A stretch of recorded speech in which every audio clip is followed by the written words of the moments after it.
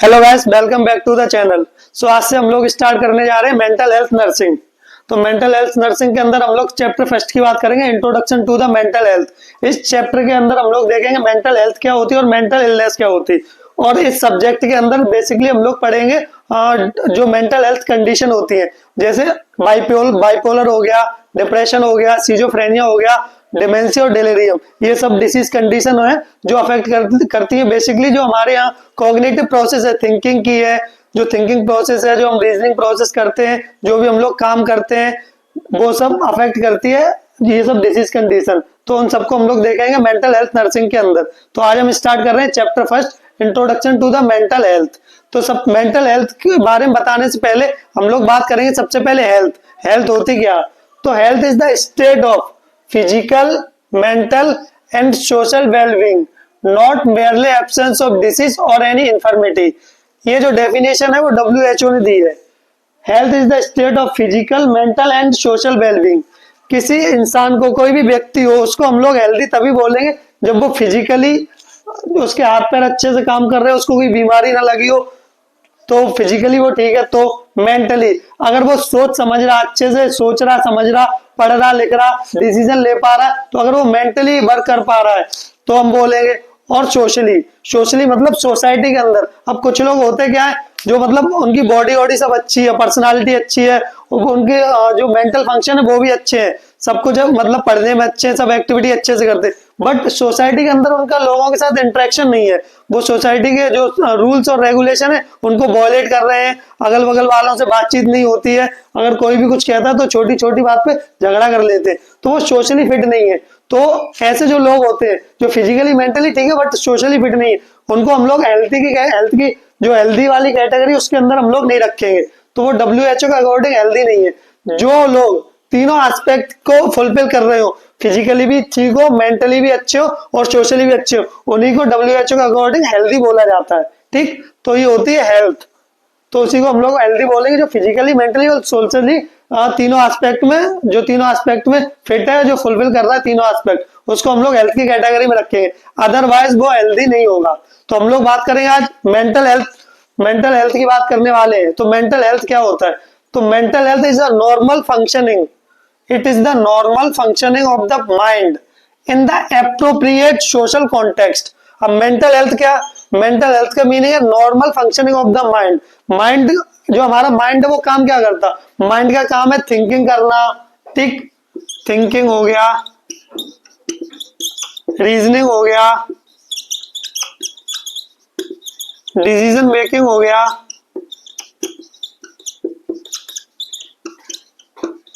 ये सब काम हमारा जो माइंड करता है। तो हमारे माइंड का जब नॉर्मल फंक्शनिंग होगा इन appropriate social context. Appropriate social context का मीनिंग क्या, जैसे कहीं पे भी कोई कंडीशन, सोसाइटी के अंदर कोई कंडीशन है, अब जैसे कोई मर गया, वहां पे जाके तुम जाके हंस रहे हो, तो सोसाइटी के एप्रोप्रिएट नहीं है, इनएप्रोप्रिएट बिहेवियर शो कर रहा सोसाइटी के कॉन्टेक्स्ट के अंदर। ठीक, तो अगर सोसाइटी के कॉन्टेक्स्ट के अंदर हम लोग एप्रोप्रिएट बिहेवियर शो करेंगे, उसी को हम लोग बोलेंगे मेंटल हेल्थ और मेंटल हेल्दी पर्सन। अब कोई भी पर्सन है, कहीं पार्टी वार्टी चल रही है, बर्थडे पार्टी, जो भी पार्टी वहां चल रही है, अब वहां पे जाके रोने गाने लगे, तो उसको हम लोग मेंटल हेल्दी नहीं करेंगे, बोलेंगे नहीं, क्योंकि वो सोसाइटी के अगेंस्ट बिहेवियर, जो सोशल कंडीशन वहां पे उसके अगेंस्ट बिहेवियर शो कर रहा, तो वो इनएप्रोप्रिएट बिहेवियर है अकॉर्डिंग टू द सोसाइटी। अगर सोसाइटी के अकॉर्डिंग हम लोग एप्रोप्रिएट बिहेवियर करेंगे, नॉर्मल थिंकिंग रहेगी, नॉर्मल डिसीजन मेकिंग प्रोसेस रहेगी, उसी को हम लोग बोलते हैं मेंटल हेल्दी पर्सन। अदरवाइज वो कैटेगरी में आ जाएगा अनहेल्दी पर्सन के अंदर, अनहेल्दी मेंटल पर्सन। ठीक, और दूसरी डेफिनेशन की बात करें तो वो क्या है, it is the adjustment of human being to each other and to the world around them with the maximum effectiveness and happiness। अब दूसरी डेफिनेशन की बात करें तो मेंटल हेल्थ क्या होती है, it is the adjustment of human being to each other. जो भी इंसान है वो आपस में एडजस्टमेंट करे, कोई भी वर्क कर रहे हैं, जैसे नर्सिंग प्रोफेशन में हम लोग हैं तो टीम वर्क होता है, तो टीम वर्क में वो एक दूसरे से कम्युनिकेट करें, अच्छे से कोलैबोरेट करें, जो भी चीजें उनको इफेक्टिवली वर्क करें, तो एक दूसरे से तालमेल बना रखना, adjustment of human being to the each other and to the world around them. और जो हमारे अंदर जिस सोसाइटी में हम रह रहे हैं उसमें हम लोग अच्छे से बिहेवियर करें, अपने सोसाइटी के अराउंड जो भी चीजें हो उनके अगेंस्ट हम लोग अच्छे से बिहेव करें, तो उसी को हम लोग बोलते हैं मेंटल हेल्दी पर्सन। ठीक, तो ये थी मेंटल हेल्थ की डेफिनेशन। अब बात करेंगे जो हमारे जो मेंटल हेल्थ जो साइकेट्री है उसके फादर कौन थे। तो father of the modern psychiatry, अगर मॉडर्न साइकेट्री के फादर की हम लोग बात करें तो वो है फिलिपी पेनेल्स। ठीक है, फिलिपी पेनेल्स है मॉडर्न साइकेट्री के फादर। अगर फर्स्ट साइकेट्रिक नर्स की बात करें तो वह लिंडा रिचार्ड। लिंडा रिचार्ड है वो हमारी फर्स्ट साइकेट्रिक नर्स है। अगर नर्स की बात करें ओवरऑल, अगर नर्सिंग प्रोफेशन में बात करें तो फर्स्ट नर्स कौन सी है, तो हमारी वो फ्लोरेंस नाइटिंगेल। अगर हम लोग साइकेट्रिक नर्स की बात करें तो वो लिंडा रिचार्ड है। ठीक, अब फादर ऑफ अमेरिकन साइकेट्रिस्ट, जो अमेरिका के जो लोग हैं वो अपने अपने वहां के अलग ही फादर को मानते। तो फादर ऑफ अमेरिकन साइकेट्रिस्ट की बात करें तो वह बेंजामिन रस। ठीक, तो बेंजामिन रस है अमेरिकन साइकेट्री के फादर है। मॉडर्न साइकेट्री की बात करें तो फिलिपी पेनेल है, और फर्स्ट साइकेट्रिक नर्स की बात करें तो वो लिंडा रिचार्ड है। अब बात कर रहे हैं हम लोग next component of the mental health. हम लोगों ने मेंटल हेल्थ की बात करी, मेंटल हेल्थ क्या होती है क्या नहीं होती। अब बात करेंगे कंपोनेंट ऑफ मेंटल हेल्थ। तो हम लोग कैसे डिसाइड करेंगे कोई पर्सन मेंटल हेल्दी है कि मेंटल हेल्दी नहीं है, तो उसके कुछ कंपोनेंट दिए गए हैं। तो सबसे पहले जो पहला कंपोनेंट हुआ positive thought about self, others and future. तो कुछ कंपोनेंट है उनसे हम डिसाइड करेंगे कोई पर्सन मेंटल हेल्दी है कि नहीं है। तो जिसमें जो पहला कंपोनेंट है पॉजिटिव थॉट अबाउट सेल्फ, अपने बारे में सबसे पहले पॉजिटिव थॉट होना चाहिए, निगेटिविटी नहीं होना चाहिए। जैसे तुमने कोई एग्जाम दिया तुम सक्सेसफुल नहीं हो पाए एक बार तो जाके सुसाइड कर लिया कि हमारे बस का कुछ है नहीं, हमसे कुछ होगा नहीं। तो अपने बारे में सबसे पहले तो पॉजिटिव थॉट होना चाहिए, निगेटिव थॉट नहीं है। इस बार नहीं हुआ अगली बार अच्छे से करेंगे, अगली बार अच्छे से प्रिपेयर करेंगे, अगली बार एग्जाम देंगे। तो अपने बारे में सबसे पहले पॉजिटिव थॉट रखना चाहिए। उसके बाद पॉजिटिव थॉट टुवर्ड अदर्स, जो हमारे सराउंडिंग में जैसे हमारे मित्रगण होते, दोस्त वगैरह होते, तो उसका कहीं सिलेक्शन हो जाए तो जेलसी हो जाती, तो वो जेलसी नहीं होनी चाहिए। अगर उसका हो रहा तो अच्छी बात है। तो अपने बारे में भी पॉजिटिव थॉट होनी चाहिए, और जो हमारे सराउंडिंग में जो अदर लोग रहते हैं, जो हमारी सोसाइटी के अंदर जो भी लोग हैं उनके बारे में पॉजिटिव थॉट होने चाहिए, निगेटिविटी नहीं होनी चाहिए। And positive thought for future, जो हमारा भविष्य फ्यूचर है उसके लिए भी हम लोग को पॉजिटिव ही सोचना चाहिए। जो भी होगा वो अच्छा ही होगा, बुरा नहीं होगा। तो सबसे पहले जो पहला कंपोनेंट है तो उसके अंदर यही बताया गया कि हमारे अंदर निगेटिविटी नहीं होनी चाहिए, पॉजिटिविटी होनी चाहिए अपने लिए, दूसरों के लिए और सोसाइटी के लिए, जो भी सोसाइटी में लोग हैं उनके लिए। ठीक, अब नेक्स्ट कंपोनेंट की बात करें तो वो क्या है, एक्सेप्टिंग एंड एक्सप्रेसिंग इमोशंस। अगर किसी भी व्यक्ति के साथ कोई घटना घट गई है, कुछ भी हो गया है, तो उसको पहले सबसे पहले एक्सेप्ट करें। कुछ लोग ऐसे होते हैं जो मानते ही नहीं है उनके साथ कुछ हुआ है। जैसे कोई एग्जाम में फेल होगा तो मानेगा नहीं कि मेरी गलती नहीं है, टीचर ने सही से कॉपी चेक नहीं की है, टीचर की गलती है, टीचर ने सही से पढ़ाया नहीं। तो वो अपने ऊपर चीजें नहीं लेंगे, वो दूसरों को ब्लेम करेंगे। तो अगर दूसरों को ब्लेम कर रहे हैं तो मेंटल हेल्थी नहीं है। तो सबसे पहले क्या, एक्सेप्टिंग द जो सिचुएशन है उस सिचुएशन को सबसे पहले एक्सेप्ट करें, and expressing there emotion, situation को एक्सेप्ट करें, जो हुआ ठीक है, और अपने जो भी इमोशन है उनको एक्सप्रेस करें नॉर्मली। तो सेकंड कंपोनेंट ये था। अब next third and last component of mental health, building and maintaining healthy relationship. अब जो थर्ड एंड लास्ट कंपोनेंट उसका मतलब है कि सोसाइटी के अंदर जो भी लोग रहते हैं उनसे हमारा पॉजिटिव रिलेशन होना चाहिए। जो भी जिससे भी किसी से मतलब भाई का रिलेशन है, किसी से फ्रेंड्स का जो भी रिलेशन है, उस रिलेशन को अच्छे से हम लोग को मेंटेन करना चाहिए, अच्छे से रहना चाहिए। ऐसा नहीं कि बात बात पे हम लोग कॉन्फ्लिक्ट कर रहे हैं, झगड़ा करने लगे, दोस्त ने कुछ बोल दिया कि नहीं तू नेगेटिव बोल रहा है तो पकड़ के मारने लगे, तो ऐसा नहीं करना चाहिए। जो भी हमारे सोसाइटी में रिलेशन है उन सब रिलेशनशिप की रिस्पेक्ट करनी चाहिए और हेल्दी रिलेशनशिप को मेंटेन करना चाहिए, कॉन्फ्लिक्ट और वायलेंस को अवॉइड करना चाहिए। तो ये तीन कंपोनेंट थे मेंटल हेल्थ के। ठीक, अब बात करेंगे इंडिकेटर ऑफ मेंटल हेल्थ। अब मेंटल हेल्थ के क्या इंडिकेटर है, मतलब इंडिकेटर का मतलब है कैसे पता चलेगा जो कोई भी पर्सन की मेंटल हेल्थ पॉजिटिव है कि नेगेटिव है। तो उसके कुछ इंडिकेटर दे रखे हैं जो मेरी जौहदा ने दिए 1958 के अंदर। ठीक, अब उसके इंडिकेटर की बात करें तो सबसे पहला सेल्फ स्टीम। सेल्फ स्टीम का मतलब क्या है, सेल्फ स्टीम का मतलब कि अपने ऊपर, खुद के ऊपर कॉन्फिडेंस होना चाहिए। कोई भी तुम काम कर रहे हो, डिसीजन ले रहे हो, तो अपने ऊपर कॉन्फिडेंस होना चाहिए और उस काम को करना चाहिए। तो पहला कंपोनेंट है सेल्फ स्टीम। ठीक, नेक्स्ट है growth and development. Growth and development का मतलब क्या है यहाँ पे, कि जो भी काम कर रहे हो उसको पॉजिटिव वे में वर्क करो, और मतलब एक वन बाई वन स्टेप आगे बढ़ते जाओ। तो growth and development continuous process है, होती रहती है। तो जैसे अभी तुम स्टूडेंट हो तो अच्छे से अपनी पढ़ाई करो, अच्छे से एग्जाम पास करो, फिर नेक्स्ट सेमेस्टर में जाओ तो उसका ग्रोथ एंड डेवलपमेंट प्रॉपर तरीके से हो रहा है, तो वो एक इंडिकेटर हो गया। तो ठीक, पहला है सेल्फ स्टीम, दूसरा ग्रोथ एंड डेवलपमेंट। नेक्स्ट है इंटीग्रेशन। इंटीग्रेशन का मतलब क्या है कि हम सोसाइटी में हम लोग रह रहे, तो सोसाइटी में रह रहे तो लोगों के साथ तालमेल बना के रखना चाहिए। ऐसा नहीं कि तुम आइसोलेट हो जाओ, सोसाइटी से आइसोलेट हो गए और जो भी काम हो खुद करोगे, दूसरे से किसी से हेल्प नहीं लेनी, किसी से कोई मतलब नहीं रहना, तो ऐसे जो जो तुम्हारे लाइफ के टास्क है वो फिलफिल नहीं हो पाएंगे।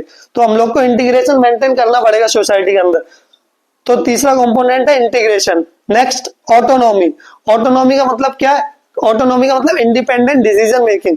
कोई भी काम कर रहे हो तो उसके अंदर तुम खुद से डिसीजन ले पाओ। अब ये नहीं कि छोटी छोटी बातों के लिए पेरेंट्स पे डिपेंड हो, टीचर्स पे डिपेंड हो या अदर सोसाइटी के किसी मेंबर पे डिपेंड हो। अपने डिसीजन खुद लेना सीखो, ठीक। तो उसी को हम लोग बोलते हैं ऑटोनॉमी। जिन पर्सन के अंदर ऑटोनॉमी होती है वो मेंटल हेल्दी होते हैं। तो चौथा जो इसका इंडिकेटर वो है autonomy. Next perception of reality. Perception of reality का मतलब क्या है? जो भी रियल लाइफ सिचुएशन है उस सिचुएशन को एक्सेप्ट करना, ठीक। तो परसेप्शन ऑफ रियलिटी होना चाहिए, जो भी हमारे सराउंडिंग में चल रहा है उसके बारे में हमें पता होना चाहिए कि सराउंडिंग में क्या चीजें चल रही क्या नहीं चल रही। तो परसेप्शन ऑफ रियलिटी होना चाहिए। नेक्स्ट है एनवायरमेंटल मास्टरी। एनवायरमेंटल मास्टरी का मतलब क्या है कि कभी कभी एडवर्स कंडीशन भी होती है, तो उन कंडीशन को एडप्ट करो, उसके अंदर सर्वाइव करो और मूव ऑन कर जाओ। तो उसी को हम लोग बोलते हैं एनवायरमेंटल मास्टरी। तो ये थे indicator of mental health. Next is mental illness. तो मेंटल इलनेस का मीनिंग हम लोगों ने बात की थी मेंटल हेल्थ। तो मेंटल हेल्थ के अंदर बताया था कोई भी पर्सन, कोई भी व्यक्ति है वो अच्छे से सोच पा रहा, समझ पा रहा, डिसीजन ले पा रहा, उसको मेंटल हेल्दी पर्सन बोलते हैं। अब हम लोग बात कर रहे हैं मेंटल इलनेस की। तो मेंटल इलनेस मेंटल हेल्थ के बिल्कुल अपोजिट है। कोई भी व्यक्ति जो अच्छे से सोच नहीं पा रहा, समझ नहीं पा रहा, डिसीजन नहीं लाइफ में ले पा रहा, उसको मेंटल इलनेस की कैटेगरी में रखते हैं। तो मेंटल इलनेस की डेफिनेशन की बात करें तो mental illness is the condition that affect person's thought, emotion, mood, behaviour and ability to function daily life activity. तो मेंटल इलनेस के अंदर वो व्यक्ति आएंगे जो अच्छे से थॉट नहीं कर पा रहे होंगे, अपने इमोशंस को एक्सप्रेस नहीं कर पा रहे और डेली लाइफ एक्टिविटी नहीं कर पा रहे, उन सबको हम लोग मेंटल इलनेस की कैटेगरी में रखेंगे। अब उसके साइन और सिम्टम क्या आएंगे मेंटल इलनेस पर्सन के? तो उसके अंदर परसिस्टेंट सैडनेस देखने को मिलेगी। परसिस्टेंट सैडनेस जो लीड करती है डिप्रेशन, तो परसिस्टेंट सैडनेस देखने को मिलेगी और एंजाइटी देखने को मिलेगी और वरी रहेगा व्यक्ति, मतलब अपनी चीजों को लेकर चिंतित रहेगा। नेक्स्ट हेल्यूसिनेशन देखने को मिलेगा। हेल्यूसिनेशन का मीनिंग क्या है कि एक्सटर्नल स्टिमुलस प्रेजेंट नहीं होगा, फिर भी हमें लगेगा कुछ और है, मतलब कोई भी चीज है। जैसे हमारे हाथ में अभी पेन है और अभी मैंने ये रख दिया, अब हमारे हाथ में कुछ भी नहीं है, फिर भी मैं बोलूं कि मेरे हाथ में पेन है, तो उसको बोलते हैं हेल्यूसिनेशन। मतलब एक्सटर्नल स्टिमुलस प्रेजेंट नहीं है, फिर भी हमें कुछ ऑब्जेक्ट या फिर कुछ वस्तु हमें दिखाई पड़ रही है या फिर समझ आ रही, तो उसी को बोलते हैं हेल्यूसिनेशन। तो मेंटल इलनेस पर्सन होंगे उनके अंदर हेल्यूसिनेशन देखने को मिलेगा। Next confuse thinking. वो अच्छे से सोच समझ नहीं पाएंगे, ना डिसीजन ले पाएंगे, ना किसी भी टॉपिक पे अच्छे से सोच समझ पाएंगे। Next loss of appetite. जो मेंटल इलनेस पर्सन होगा ना उसको भूख प्यास कुछ नहीं लगेगी, उसका वेट भी होगा वो भी रिड्यूस होने लगेगा, और मतलब या तो वो बहुत ज्यादा बात करने लगेगा व्यक्ति या तो बहुत कम बात करेगा। Next loss of interaction with the work. वो loss of interest in the work, और उसका कोई भी काम काज में मन नहीं लगेगा, सब चीज मतलब सोसाइटी से विड्रॉल करेगा, ना कोई काम अच्छे से कुछ भी नहीं करेगा। तो ये इसके साइन और सिम्टम थे मेंटल इलनेस पर्सन के। अब बात कर रहे हैं मेंटल हेल्थ नर्सिंग। तो मेंटल हेल्थ नर्सिंग क्या होती है? तो mental health nursing is the branch of nursing that concern with the prevention and cure of mental disorder. Mental health nursing का मीनिंग क्या है? मेंटल हेल्थ नर्सिंग एक nursing की एक ब्रांच है जो बेसिकली डील करती है prevention of the mental health and cure of mental disorder. जो मेंटल हेल्थ प्रॉब्लम है उनसे बचाती है और या फिर उनका ट्रीटमेंट और क्योर करती है, उसी को हम लोग बोलते हैं मेंटल हेल्थ नर्सिंग। अब मेंटल हेल्थ टीम की बात कर रहे हैं, तो मेंटल हेल्थ नर्सिंग के अंदर मेंटल हेल्थ टीम एक टॉपिक होता है। तो मेंटल हेल्थ टीम का मीनिंग क्या हो? मेंटल हेल्थ टीम के अंदर वो सब लोग आते हैं जो ट्रीट करते हैं किसी भी मेंटल इल पेशेंट को। जैसे कोई एक व्यक्ति है मेंटली इल है, तो उसको जो जो लोग ट्रीट करेंगे वो उसी को जो जो लोग ट्रीट करेंगे, जो जो लोग आएंगे वो सब आएंगे मेंटल हेल्थ टीम के अंदर। तो मेंटल हेल्थ टीम क्या होती? A group of health professionals work together to support and treat the mental illness. तो जो भी मेंटल इल पेशेंट है उसको ट्रीट करने वाले जितने भी लोग आएंगे वो सब मेंटल हेल्थ टीम के अंदर होंगे। तो मेंटल हेल्थ टीम के अंदर कौन कौन होता है? तो सबसे पहले होता है एक साइकेट्रिस्ट। साइकेट्रिस्ट का मतलब क्या है? कोई भी एमबीबीएस या फिर एमडी डॉक्टर जिसने जो मतलब बेसिकली उसने साइकेट्री में स्टडी की हो, या तो एमबीबीएस होगा या फिर एमडी होगा, तो एक डॉक्टर होगा साइकेट्रिक डॉक्टर। नेक्स्ट साइकोलॉजिस्ट, जिसने साइकोलॉजी नेक्स्ट साइकोलॉजिस्ट, साइकोलॉजिस्ट वो होते हैं जो माइंड की स्टडी करते हैं साइकोलॉजी की, तो ये भी टीम मेंबर ही होगा। नेक्स्ट साइकेट्रिक नर्स या फिर mental health nurse. Next social worker, social worker वो होते हैं जो कोई भी मेंटल इल पेशेंट है उसकी फैमिली को सपोर्ट करने वाला कोई व्यक्ति है, तो एक सोशल वर्कर भी होगा। नेक्स्ट काउंसलर, जो मतलब फैमिली को काउंसिल करे, मेंटल इल पेशेंट है उसको काउंसलिंग प्रोवाइड करे, तो काउंसलर की भी नीड होती है मेंटल हेल्थ टीम के अंदर। Next occupational therapist, occupational therapist का मीनिंग होता है ऑक्यूपेशनल थेरेपिस्ट उसको बोलते हैं जो मेंटल पेशेंट है उसको डेली लाइफ एक्टिविटी में हेल्प करे, उसको रूटीन पे लाने में हेल्प करे, उसको बोलते हैं occupational therapist. Next psychotherapist, psychotherapist क्या है? कोई भी मेंटल पेशेंट है तो उसको जब हम लोग ट्रीटमेंट देते हैं तो ट्रीटमेंट 3 तरह से देखते हैं, एक तो मेडिकल ट्रीटमेंट देते हैं, दूसरा ईसीटी देते हैं, और तीसरी जो ट्रीटमेंट का मेथड होता है वो होता है साइकोथेरेपी। तो साइकोथेरेपी जो प्रोवाइड कराता है उसको ही हम लोग बोलते हैं साइकोथेरेपिस्ट। तो मेंटल हेल्थ टीम के अंदर एक साइकोथेरेपिस्ट भी होगा। तो मेंटल हेल्थ टीम के अंदर टोटल 7 लोग होते हैं, एक तो साइकेट्रिक डॉक्टर होता, साइकोलॉजिस्ट होता, साइकेट्रिक नर्स होती, सोशल वर्कर होता, काउंसलर होता, ऑक्यूपेशनल थेरेपिस्ट होता है, and next and last psychotherapist होता। ये सब लोग मेंटल हेल्थ टीम के अंदर आते हैं और बेसिकली ये हेल्प करते हैं मेंटल हेल्थ पेशेंट को ट्रीट करने में। Next is nature of mental health nurse. तो nature of mental health nurse का मीनिंग क्या है? Nature of mental health nurse involves providing specialised holistic care to individuals who experiencing the mental, emotional and behavioral disorder। तो mental health nurse का जो nature की यहाँ बात कर रहे हैं, नेचर का मतलब यहाँ पे ये है कि जो मेंटल हेल्थ नर्स है वो किसी भी मेंटली इल पेशेंट को ओवरऑल केयर प्रोवाइड कर रही है, कॉम्प्रिहेंसिव केयर या फिर होलिस्टिक केयर प्रोवाइड कर रही है, उसी को हम लोग बोलते हैं nature of mental health nurse. तो nature of mental health nurse के अंदर क्या क्या इन्वॉल्व रहेगा कि जो नर्स है वो कैसे प्रोवाइड कर रही है, कैसे पेशेंट से कम्युनिकेट कर रही है, क्या ट्रीटमेंट दे रही, तो जो ओवरऑल केयर के अंदर जो जो वो स्टेप ले रही है, जो जो इन्वॉल्व है, उसी को हम लोग बोलते हैं nature of mental health nurse. तो उसके nature of mental health nurse के कंपोनेंट की बात करें तो उसके अंदर सबसे पहले हमें देखने को मिलेगा थेराप्यूटिक रिलेशनशिप। थेराप्यूटिक रिलेशनशिप का यहाँ मतलब क्या है कि जो एक नर्स है वो जब पेशेंट को ट्रीट करती है तो उसके साथ आईपीआर सेट करती है, तो पेशेंट के साथ ट्रस्ट बनाएगी, उसके अंदर ट्रस्ट डेवलप करेगी, प्रॉपर उसकी केयर करेगी, जो भी कुछ वो बोल रहा है तो एक्टिव लिसनिंग करेगी, फिर उसके बाद उसको रिस्पॉन्ड करेगी। तो यहाँ पे एक थेराप्यूटिक रिलेशनशिप मेंटेन होना चाहिए पेशेंट और नर्स के बीच में, ठीक है। Next care plan and implementation. अब नर्स को पेशेंट की कंडीशन देखनी चाहिए कि पेशेंट किस कंडीशन से सफर कर रहा है, किसी को सिजोफ्रेनिया है, किसी को डिप्रेशन है, किसी को मैनिया है, तो उसके अकॉर्डिंग जो मेंटल हेल्थ नर्स है वो एक प्रॉपर केयर प्लान बनाए और इसको प्रॉपर उसके बाद केयर प्लान बनाने के बाद प्रॉपर उसका इम्प्लीमेंटेशन करवाए। तो नेक्स्ट स्टेप ये था। फिर उसके बाद नेक्स्ट कंपोनेंट की बात करें वो है मेडिकल मैनेजमेंट। मेडिकल मैनेजमेंट के अंदर क्या देखा जाएगा, यहाँ पे मेंटल हेल्थ नर्स है वो उसको जो प्रॉपर जो ट्रीटमेंट चल रहा है उसके अंदर साइकोथेरेपी भी चलती, मेडिकल मैनेजमेंट भी चलता, काउंसिल की भी होती है। तो मेडिकल मैनेजमेंट के अंदर पेशेंट के जो ड्रग चल रहे हैं उन ड्रग को टाइम टू टाइम पेशेंट को देना, बीडी में तो बीडी में प्रोवाइड कराना है, क्यूआईडी में तो क्यूआईडी में, टीडीएस में टीडीएस में, तो जो भी मेडिकेशन पेशेंट की चल रही उनको टाइमली पेशेंट को देना और जो रूटीन है उनका वो रूटीन फॉलो करना है। Next psychological support. अब जो मेंटल हेल्थ नर्स है वो पेशेंट को और फैमिली को दोनों को साइकोलॉजिकल सपोर्ट प्रोवाइड करे कि आपका जो पेशेंट है वो थोड़े टाइम में ठीक हो जाएगा और जो डिसीज कंडीशन है इसको वो ट्रीटेबल है, जैसे सीजोफ्रेनिया है, डिप्रेशन है, अगर इससे कोई पेशेंट सफर कर रहा है तो अगर नर्स उसको साइकोलॉजिकल सपोर्ट प्रोवाइड करेगी, इमोशनल सपोर्ट प्रोवाइड करेगी तो वो इजीली कोप अप कर पाएगा। तो पेशेंट को और फैमिली को दोनों को साइकोलॉजिकल सपोर्ट प्रोवाइड करेगी और ये डिप्रेशन, सीजोफ्रेनिया ऐसी कंडीशन है जो टाइम के साथ ट्रीट हो जाएंगी। Next health education. अब हेल्थ एजुकेशन प्रोवाइड कराए नर्स पेशेंट और फैमिली मेंबर को डिजीज कंडीशन के बारे में कि ये डिजीज कंडीशन क्या होती है, कैसे होती है, इससे कैसे हम लोग बच सकते हैं और क्या क्या स्टेप लें तो जल्दी हम इससे कोप अप कर सकते हैं और इसको हम जल्दी से रिकवर कर सकते हैं। तो हेल्थ एजुकेशन प्रोवाइड करे पेशेंट और फैमिली दोनों लोगों को। Next and last, collaboration with the team members.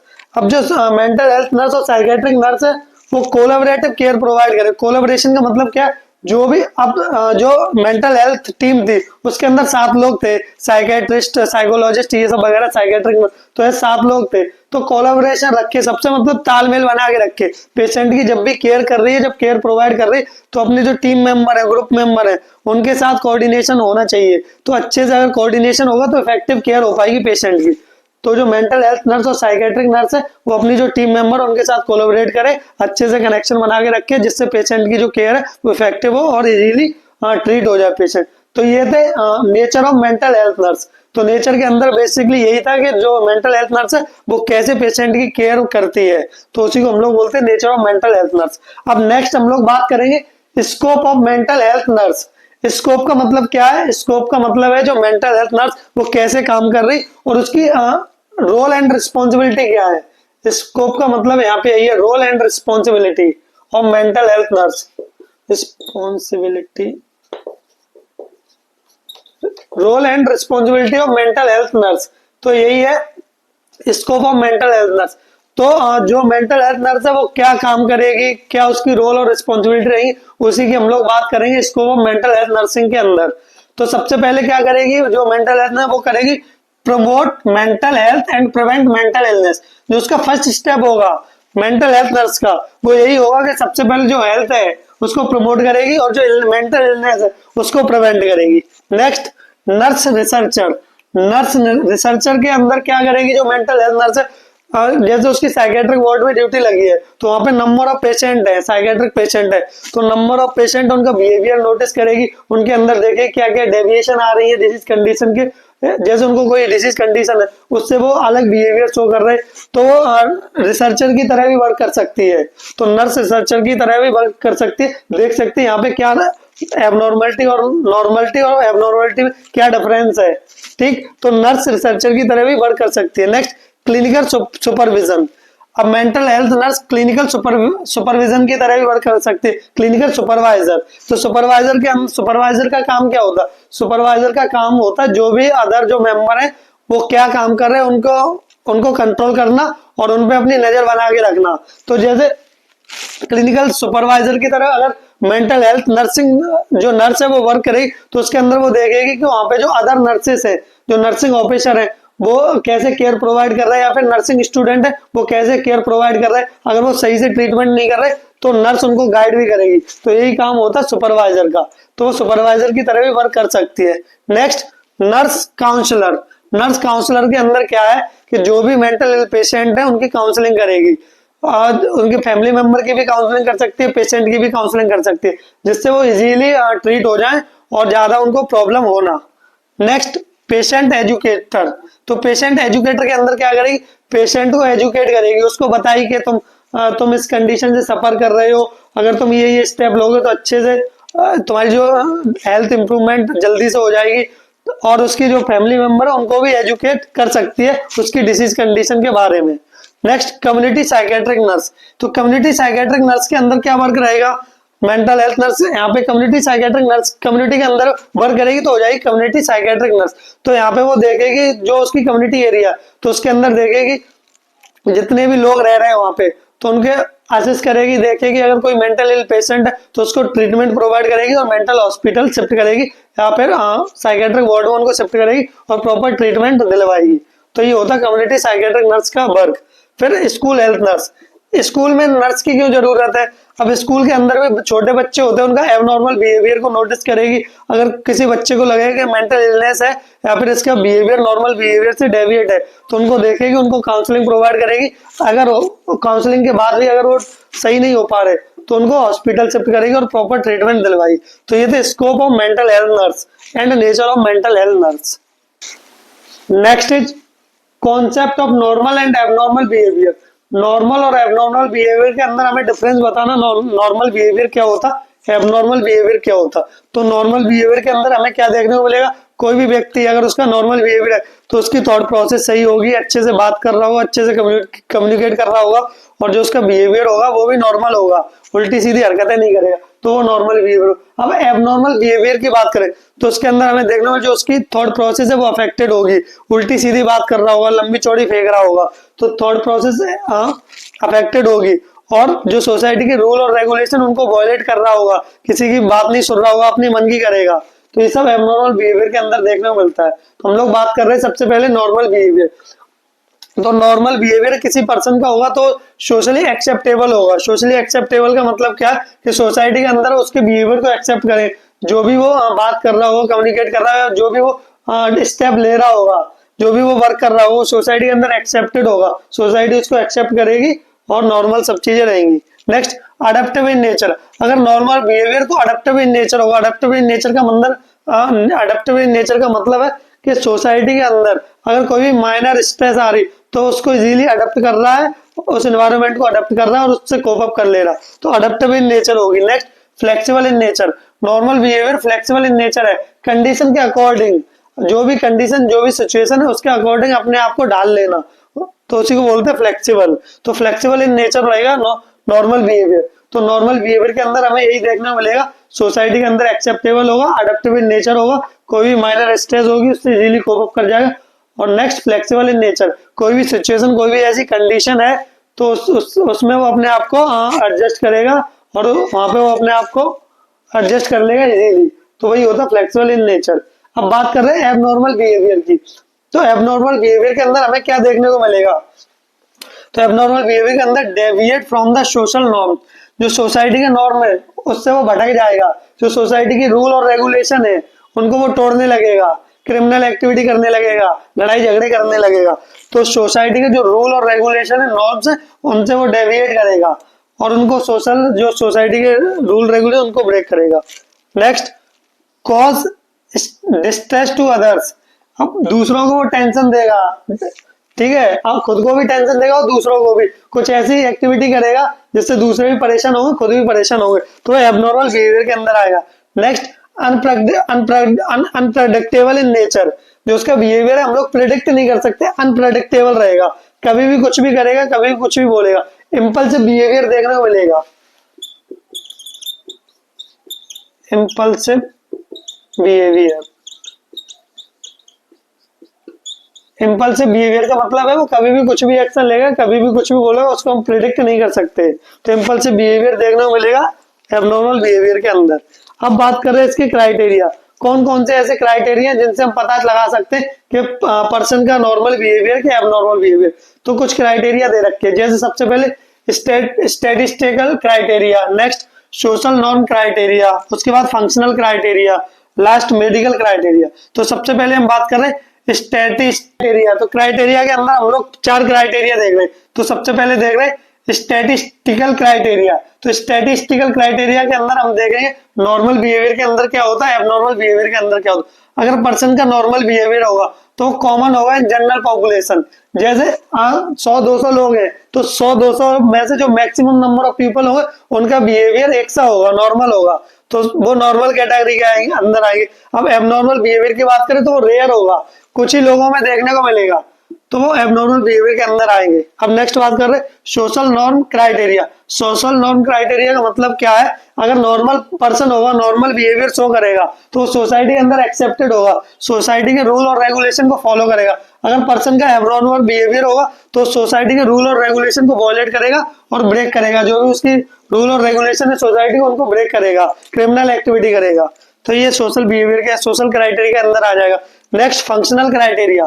Functional criteria के अंदर क्या देखने को मिलेगा, अगर पर्सन नॉर्मल है तो वो अपने काम में इफेक्टिव रहेगा और जो भी उसका वर्क है वो इफेक्टिवली करेगा और प्रोडक्टिविटी रहेगी उसके काम के अंदर। अगर एबनॉर्मल बिहेवियर है तो पर्सन अपनी जो डेली लाइफ एक्टिविटी वो भी अच्छे से नहीं कर पाएगा एबनॉर्मल बिहेवियर के अंदर।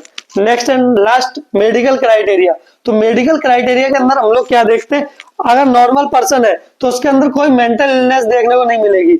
अगर पर्सन एबनॉर्मल है तो उसके अंदर मेंटल इलनेस या फिर मेंटल डिसऑर्डर देखने को मिल सकते हैं, जैसे मेनिया हो गया, डिप्रेशन हो गया, सिजोफ्रेनिया हो गया।